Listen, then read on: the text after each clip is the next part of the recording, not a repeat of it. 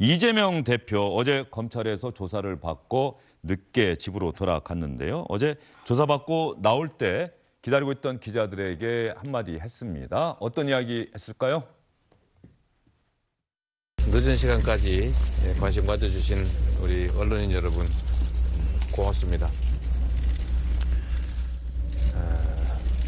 충실하게 설명할 건 설명했고 어차피 답은 정해져서 야! 이재명은 죄가 없다! 김건희를 듣고 봐라! 이재명은 죄가 없다! 김건희를 듣고 봐라! 김건희를 듣고 봐라! 이재명은 죄가 없다! 조용히 합시다, 조용히. 이제 조용.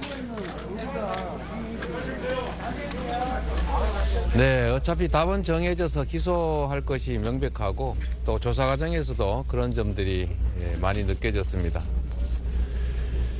검사 조사하는 우리 검찰 측도 고생 많으셨습니다. 또 늦은 이 시간까지 기다려주신 또 함께해 주신 많은 분들께 진심으로 감사드립니다. 결국 법정에서 진실이 가려질 것입니다.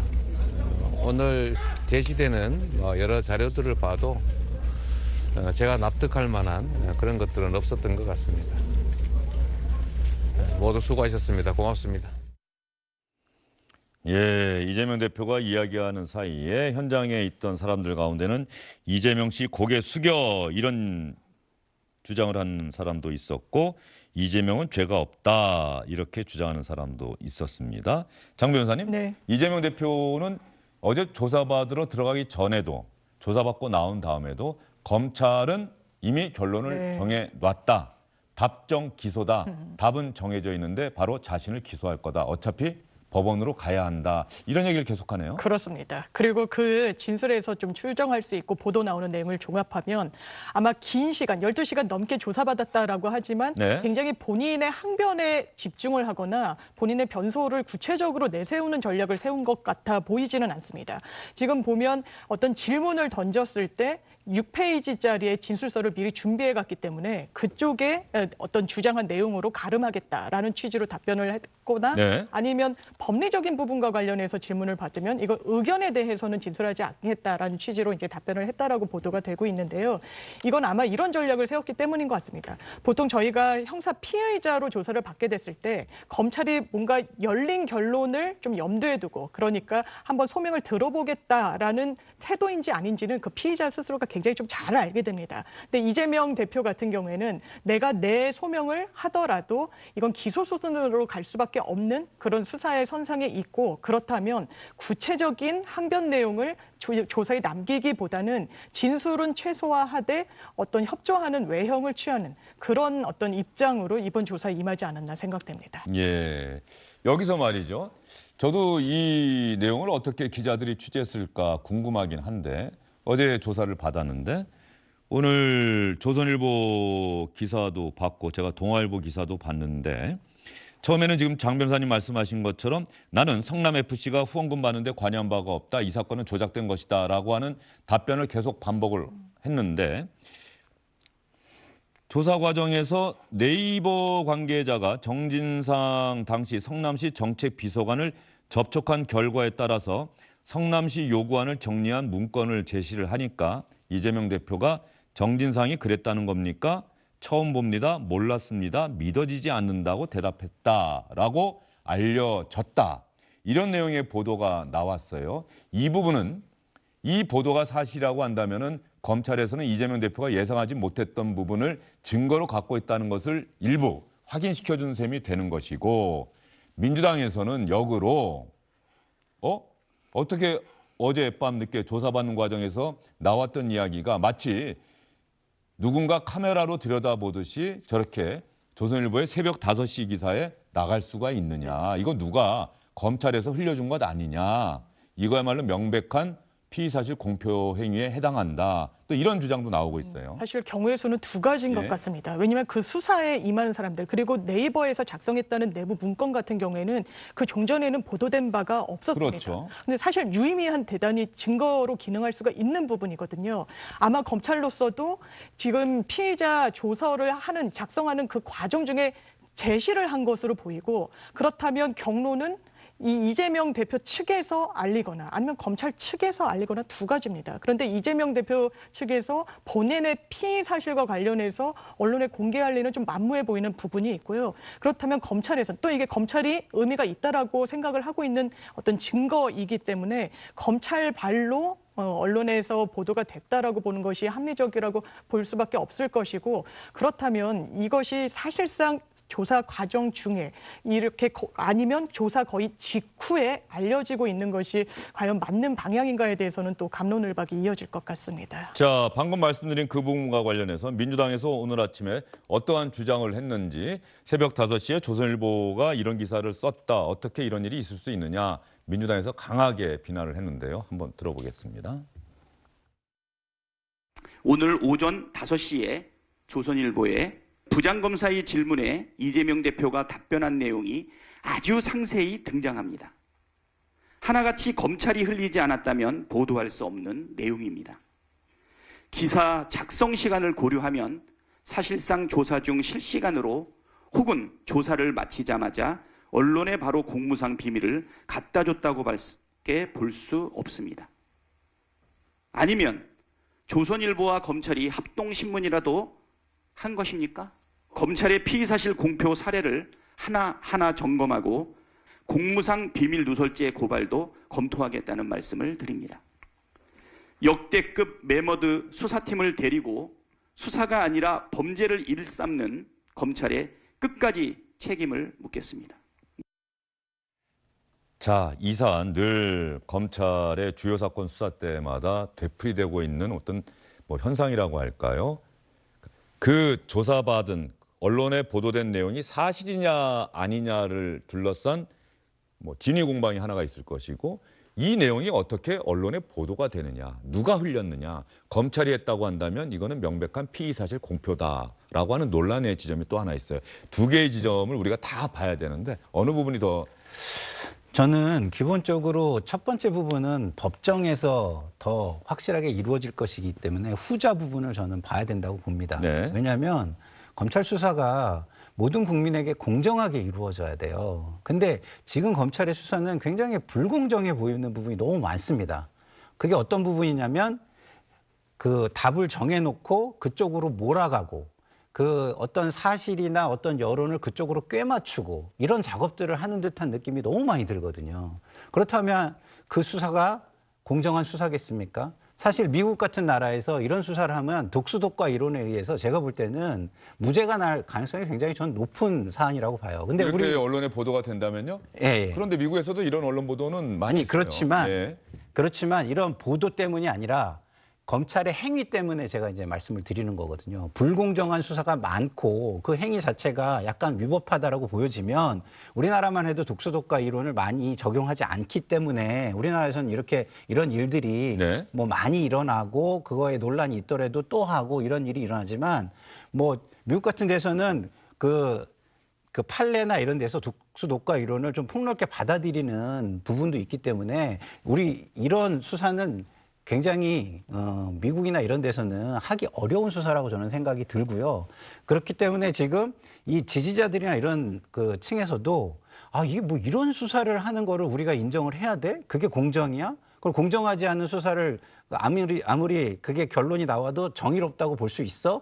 이런 제기를 많이 하는 거라고 저는 생각이 듭니다. 그렇기 때문에 이런 피의사실 공표의 의심이 이렇게 강하게 드는 이런 것들을 그 검찰은 좀 조심해서 좀 했으면 좋겠어요. 이렇게 그리고 이렇게 특정 언론에 이렇게 말씀을 드리면 그렇지만 이재명 당대표에게 그렇게 우호적이지 않다라고 많이 보여지는 언론을 통해서 이렇게 나가면 그런 의심은 더 커진다 이런 생각이 듭니다. 네, 독수독과 이런 계속 얘기하셨는데 독수독과는 독이 있는 나무의 열매에도 독이 있다. 그래서 위법하게 수집된 증거는 증거 능력이 없다. 그런 이론을 이야기하신 건데 어떻게 생각하세요, 장성철 소장은? 그러니까 피의사실 공표라는 게 아직까지 입증되지 않은 그러한 범죄 혐의를 흘림으로써 어떤 피의자에게 상당한 수준의 부당한 인권 침해를 가해지는 것이 아니냐. 그렇기 때문에 피의사실 공표하면 안 된다. 이게 큰 원칙은 맞습니다. 하지만은 법무부 훈령이나 경찰청 훈령에 의하면은 기본적으로 기소 전이라도 사건 관계자의 명예나 사생활 등 인권을 침해하거나 수사에 지장을 초래하는 중대한 오보, 추측성 보도를 방지할 필요가 있는 경우, 그리고 범인의 검거나 중요한 증거 발견을 위한 정보 제공 등 국민의 협조가 필수적인 상황에서는 기소 전이라도 피의사실을 공표할 수 있다. 그러한 내용들이 있습니다. 특히 예외적으로 서면이나 브리핑, 인터뷰를 통해 수사 내용을 알려줄 수 있다는 규정도 있어요. 물론 이것은 공식적으로 검사가 다수의 언론을 대상으로 한 것이 아니라 특정 언론사에게 흘린 것은 방법상 좀 문제점이 있어 보인다라고 말씀드릴 수 있지만 이것이 큰 죄다? 이걸 무조건 잘못됐다라고 하기에는 좀 여러 가지 무리한 해석이 있지 않나라는 생각이 듭니다. 피의사실 공표라고 하는 게 장 변호사님 어떻습니까? 사실 또 피의사실 공표를 그동안 많은 논란이 있었습니다만 정말로 이것이 검찰에서 검사가 특정 언론사 기자에게 관련 내용을 알려줬다 입증된 적이 있었던가요? 사실은 논란은 많았는데 결과적으로 입증하기가 쉽지 않고 특히 언론사는 그 언론에 보도한 기사를 쓴 그 기사를 어떻게 취재했는지 그 취재원은 밝히지 않은 게 또 언론의 기본적인 책무 아닙니까? 그렇습니다. 예. 사실 피의사실 공표 굉장히 문제가 많이 되죠. 특히 언론 주목도가 높거나 정치인을 예. 대상으로 한 수사 같은 경우에 검찰이 특정 언론사를 지목해서 사실상 정보를 주고 언론의 동향을 살피는 것도 뭐 관행이라면 관행처럼 이어져 왔던 부분도 있습니다. 그렇지만 실제로 피의사실 공표로 기소가 된 전례를 찾기가 어렵고 피의사실은 뭐 피의사실을 외부에 알렸다라고 해서 그 범죄가 성립하는 것이 아니고요. 기소 전까지 수사의 주체가 피의사실을 외부에 알렸을 때 성립하는 겁니다. 그렇다면 이 수사의 주체가 범죄의 당사자로 돼 있는데 수사의 주체인 또 검찰이 이 부분을 또 수사하는 이런 맥락이 있다 보니까 이걸 아주 적극적으로 수사한다거나 이렇게 보기 어려운 부분이 있고요. 아까 말씀 주신 그 법무부 훈령 같은 경우에도 이게 정권이 바뀜에 따라 굉장히 좀 많이 왔다 갔다 했던 부분이 있습니다. 사실 상위 법령에 따르면 피의사실 공표의 어떤 기준에 따를 때 이런 하위 규정은 좀 앞뒤가 안 맞는 부분도 있는 부분이 있는데 사실 이 검찰이 수사 과정 중에 이런 실시간으로 외부에 알려주고 그걸 또 나중에 보면 실제로 공소 이후에 증거로 편철하는 경우들을 좀 봅니다. 이게 좀 주고받는 느낌도 없잖아 있는 부분이 있어서 이것을 일단 정치권에서 공세로만 주고받을 것이 아니라 이번에 뭐 여야를 떠나서 정치적인 어떤 이해관계를 떠나서 좀 기준을 정확하게 세울 필요는 있어 보입니다. 이게 사실은 말이죠. 저도 법조 출입을 했었는데 오래전 일이긴 합니다만 전두환 노태우 두 전직 대통령 비자금 사건을 대검찰청 중앙수사부에서 수사를 할 때 어느 방송사에 두 전직 대통령에게 비자금을 준 기업들의 명단과 그 액수가 그대로 쫙 보도가 됐어요. 그러니까 법조를 담당하는 기자들 사이에 얼마나 난리가 났겠습니까? 그러나 지금도 궁금해요. 그걸 어떻게 보도할 수 있었을까? 당시 기자들 사이에서도 추측은 많았죠. 저 누가 준 것일 거다. 그러나 그 언론사에 물어보지도 않았고 검찰에도 물어보지는 않았고 막연하게 추측하고 그냥 넘어가는 거죠. 그리고 또 하나 기억을 되살리면 홍준표 대구광역시장은 본인이 인터뷰나 과거에 얘기할 때 권력자를 상대로 한 수사를 할 때 상부의 압력이 있고 그럴 때 나는 기자들과 협업을 했다는 취지로 이야기 많이 하지 않았습니까? 당시에는? 그런 얘기 많이 예. 했었죠. 저는 이번에 이재명 당대표에 대한 수사를 좀 지켜보면서 또한 소환 조사를 보면서 많은 민주당 쪽에 계신 패널분들이 이게 죄가 되느냐라는 얘기를 많이 해요. 그래서 검찰이 무리한 수사를 하는 거 아니야? 이런 생각도 해봤습니다. 하지만 저렇게 네이버에서 작성된 문서가 정진상 실장의 구체적인 요구에 의해서 작성이 됐기 때문에 이것은 제3자 뇌물죄의 중요한 증거 자료가 돼. 라고 하면은 이재명 당대표가 진짜 제3자 뇌물죄와 관련된 범죄 혐의가 있는 것이로구나. 검찰이 이게 그냥 단순히 정치 보복이나 탄압만을 위해서 야당 당대표를 소환 조사한 게 아니구나. 구체적인 증거 자료를 갖고 있구나. 이렇게 생각할 수가 있을 것 같아요. 그래서 저는 권력자, 특히 정치인과 같은 경우에는 기본적으로 저런 피해 사실 공표와 관련해선 국민들에게 좀 적극적으로 알릴 필요가 있지 않을까? 위법 사항이 아니라면. 왜냐? 정치인들은요. 그리고 행정을 갖고 있는 사람들은요. 자기가 가진 권력을 갖고 범죄를 저지르기 때문이에요. 그래서 보다 더 엄격한 그러한 잣대가 필요하지 않느냐라는 생각도 듭니다. 사실 제가 사례로 드린 거는 아주 오래전 일이고 그 이후로 지금에 이르기까지 검찰 수사 그리고 관련된 언론의 보도, 특히 검찰에서 흘려준 내용을 언론이 받아쓰기 했다라고 하는 부분이 상당한 논란이 됐고, 또 고 노무현 전 대통령 서거 이후에 그런 식의 언론 보도는 지양해야 한다는 자정의 움직임이 언론계 내부에서도 분명히 있어서 지금 피의사실 공표 이 부분은 문재인 정부 때도 상당한 논란이 됐었어요. 조국 전 장관 네. 가족과 관련한 수사 때도 말이죠. 그 피의사실 공표의 순기능이 있죠. 그건 어느 때냐면 정말 건드리기 힘든 살아있는 권력이 있는데 거기에 대한 수사를 해야 될 때 피의사실 공표가 필요합니다. 왜냐하면 국민의 어떤 지지를 얻어가지고 수사를 이어나가야 되기 때문에 그런 것이죠. 그리고 깨지지 않는 공공한 특권층이 있을 때 그 특권층에 대해서 어떤 수사를 진행해야 되면은 그 계층 전체의 저항이 있기 때문에 그런 거를 돌파해야 될 때 순기능이 분명히 존재를 하죠.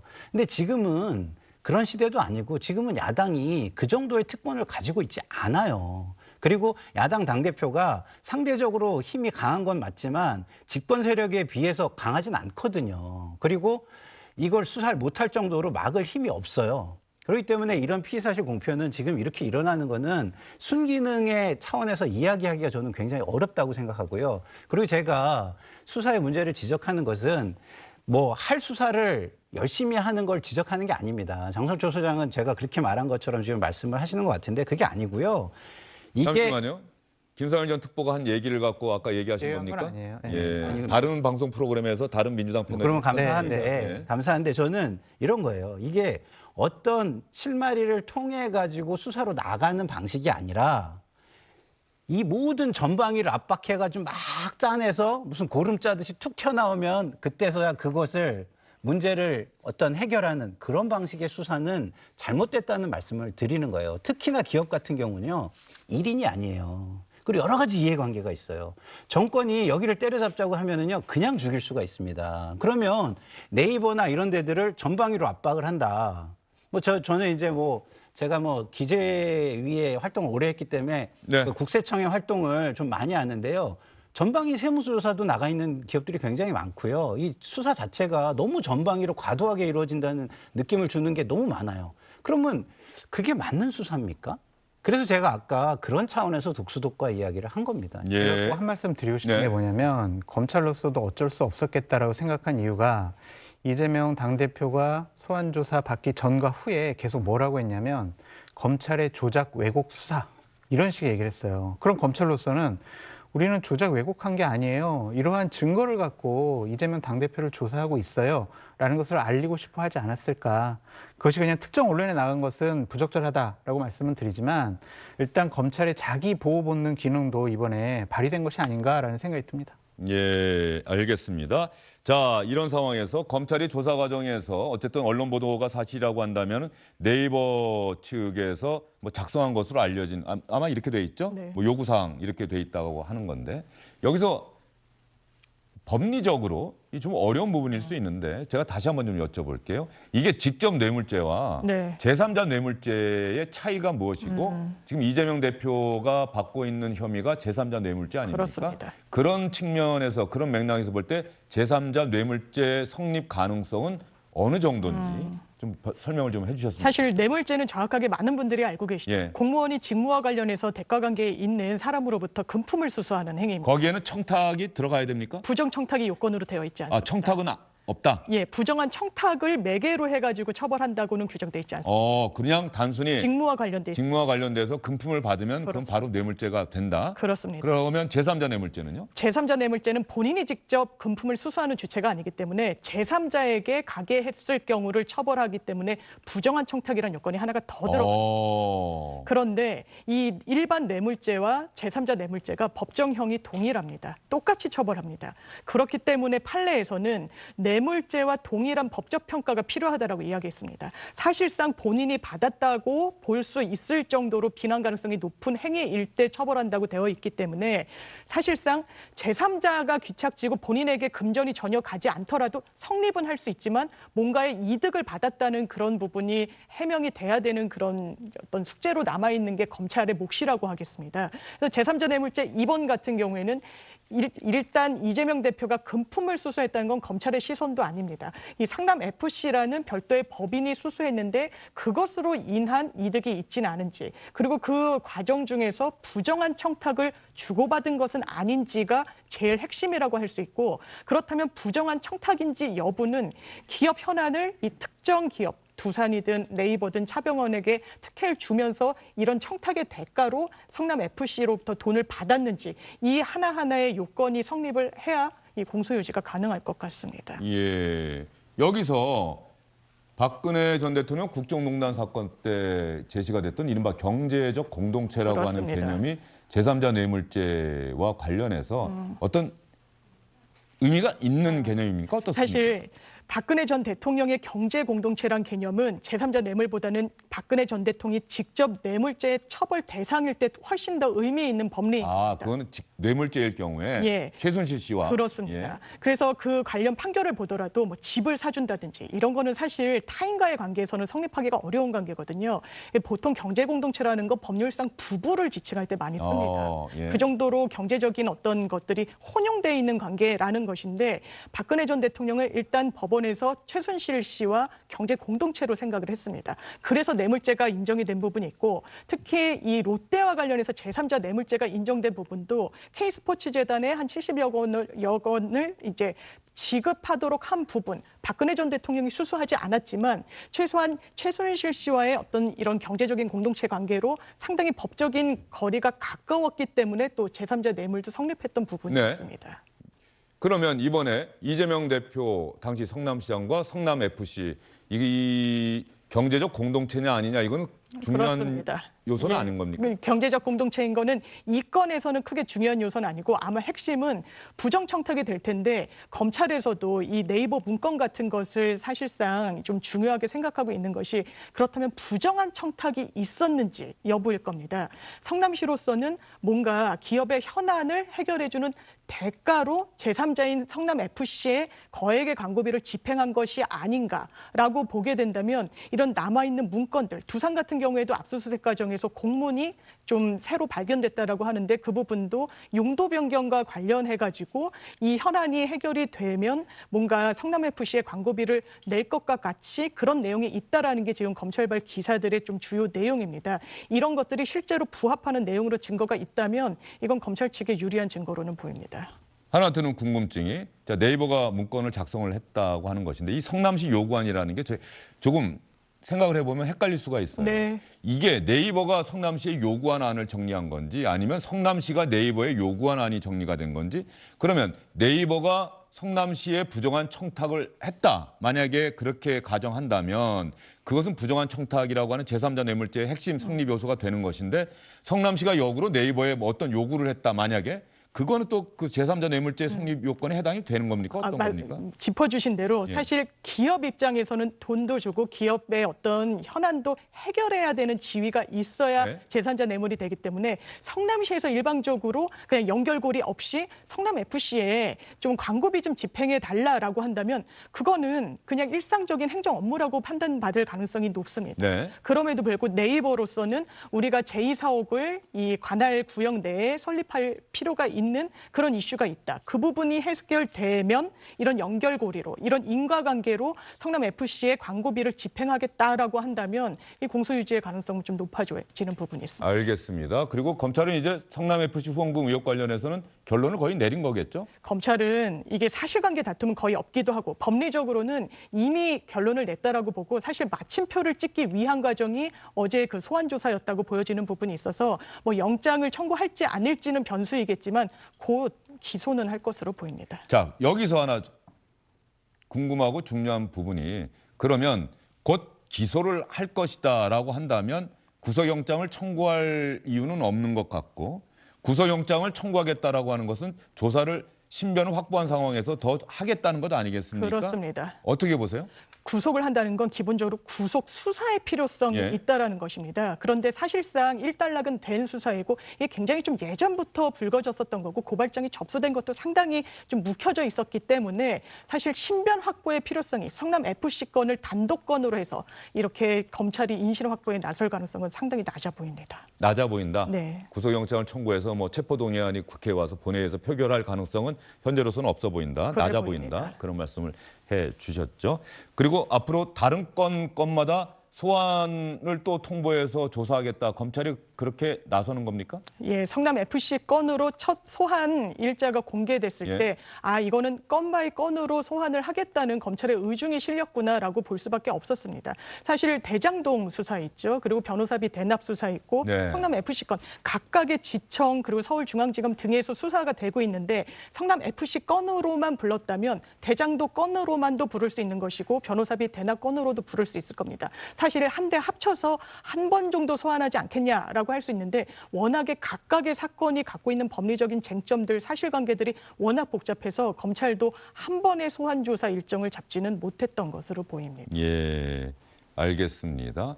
그러면 이재명 대표가 검찰이 계속해서 다른 사안 조사하겠다면 또 소환을 통보하면 또 나갈까요? 어떨까요? 글쎄요, 뭐 제가 그걸 다 알지는 못하겠지만 일단 어떻게 해야 기본적인 된다고 방향은 그러면 생각하는지? 기본적인 방향은 이미 당당하게 임하겠다고 했기 때문에 저는 뭐 나갈 가능성이 굉장히 많다고 보는데 단지 검찰의 뭐 일정에 맞춰서 나가지는 않을 것이다라는 생각이 들어요. 그러니까 뭐 정치적인 상황을 봐가면서 본인의 어떤 방어권이 충분히 효율적으로 보장될 수 있는 때를 골라서 나가게 될 것이라고 생각은 들지만 나가는 게 기본 원칙이 되지 않을까 이런 생각이 듭니다. 장 소장 생각은 어떻습니까? 나가야죠. 그래서 정정당당하게 본인의 입장 얘기를 하고 검찰에 본인 하고 싶은 얘기를 다 하고 또는 저렇게 국민들 앞에서 본인 하고 싶은 얘기를 알리는 것이 본인에겐 더 좋을 겁니다. 자꾸 뭐 피해 다니고 안 나가고 그냥 무시하는 듯한 모습 보이면은 이렇게 또 여당 쪽에서는 비판할 거예요. 법은 만인에게 평등해야 되는 거 아니야? 어떻게 야당 당대표라고 검찰의 소환에 대해서 그렇게 거부할 수가 있어. 그걸 법을 지키려고 하는 사람 아닌 것 같아. 그런 공격은 상당히 좀 곤혹스러울 수 있거든요. 그래서 나가는 것이 좋다라고 말씀드립니다. 알겠습니다. 장유미 변호사하고는 여기까지 이야기 듣도록 하겠습니다. 오늘도 말씀 잘 들었습니다. 안녕하십니까, 주영진입니다. 더 많은 뉴스와 라이브 이벤트를 보고 싶으시다면 화면 오른쪽을 눌러서 구독해 주시기 바랍니다. 저희 SBS 앱을 다운로드 받으시면 뉴스 속보 알림도 받아보실 수 있습니다. 텔레비전으로도 SBS 뉴스, 유튜브로도 SBS 뉴스 잊지 마시기 바랍니다.